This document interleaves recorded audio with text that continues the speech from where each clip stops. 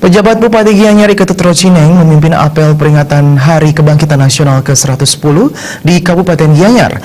Apel diikuti Sekda Kabupaten Gianyar Imade Gede Wisnu Wijaya, Muspida Gianyar serta seluruh pimpinan OPD dan pegawai di lingkungan Pemkab Gianyar di halaman kantor Bupati Gianyar. Menteri Komunikasi dan Informatika RI Rudiantara dalam sambutan yang dibacakan pejabat Bupati Rocineng mengatakan tema peringatan Hari Kebangkitan Nasional 20 Mei 2018 yakni pembangunan sumber daya manusia memperkuat fondasi kebangkitan nasional Indonesia dalam era digital. Tema itu harus dimaknai dengan upaya penyadaran setiap masyarakat Indonesia untuk mengembangkan diri dan merebut setiap peluang untuk meningkatkan kapasitas diri yang dibuka oleh berbagai pihak, baik pemerintah, badan usaha maupun masyarakat sendiri. Pengembangan kapasitas sumber daya manusia juga harus diletakkan dalam konteks pemerataan dalam pengertian kewilayahan agar bangsa ini bangkit secara bersama-sama dalam kerangka kebangsaan Indonesia.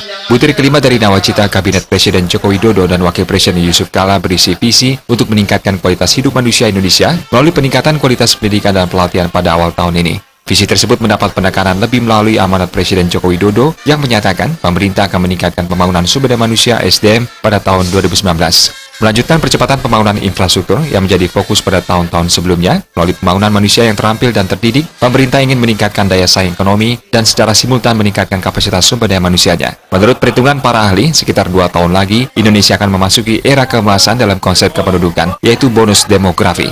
Bonus demografi menyuguhkan potensi keuntungan bagi bangsa karena proporsi penduduk usia produktif lebih tinggi dibanding penduduk usia non-produktif. Menurut perkiraan Badan Pusat Statistik, rentang masa ini akan berpuncak nanti pada tahun 2028 sampai 2031.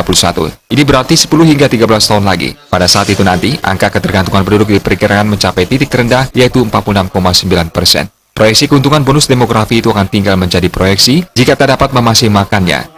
Usia produktif hanya akan tinggal menjadi catatan tentang usia, daripada catatan tentang produktivitas jika mutu sumber daya manusia produktif pada tahun-tahun puncak bonus demografi tersebut tidak dapat mengungkit mesin pertumbuhan ekonomi. Oleh sebab itu, Presiden Joko Widodo dalam berbagai kesempatan selalu mendorong dunia pendidikan bekerjasama dengan dunia industri dan bisnis untuk mencari terobosan-terobosan baru dalam pendidikan vokasi berupa jurusan-jurusan baru baik di tingkat pendidikan tinggi maupun juga tingkat menengah yang berkaitan dengan keahlian dan pengetahuan baru harus selalu diciptakan untuk memasuk industri dengan tenaga terampil yang siap kerja.